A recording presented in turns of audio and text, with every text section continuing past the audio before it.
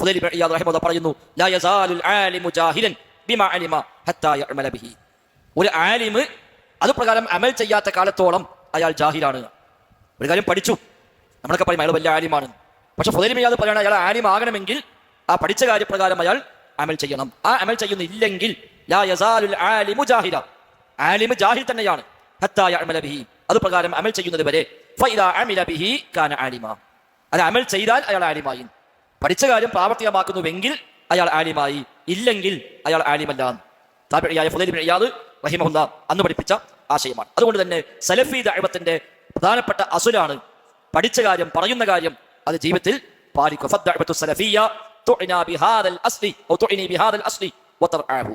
ഈ അസ്ൽ പ്രത്യേകമായി ശ്രദ്ധിക്കുന്നതാണ് സലഫി ദഅവത്ത്. വതഹുസ്സുൻ നാസ അലൽ ഇൻശിഗാലി ബിഹി, അതുപ്രകാരം ജീവിതത്തെ പ്രാവർത്തികമാക്കാൻ അവർ ജനങ്ങളെ പ്രേരിപ്പിക്കുകയും ചെയ്യുന്നു. അല്ലാതെ അമല് കൊണ്ട് വ്യാപൃതമാവാതെ കേവലമായ ഇൽമു കൊണ്ട് വ്യാപൃതമാവുക എന്നത് പ്രത്യേകിച്ച് കാര്യമൊന്നും ഇല്ല. അതിനാൽ അമലിലേക്ക് ആളുകളെ പ്രേരിപ്പിക്കുക എന്നത് പ്രധാനപ്പെട്ട കാര്യമാണ്.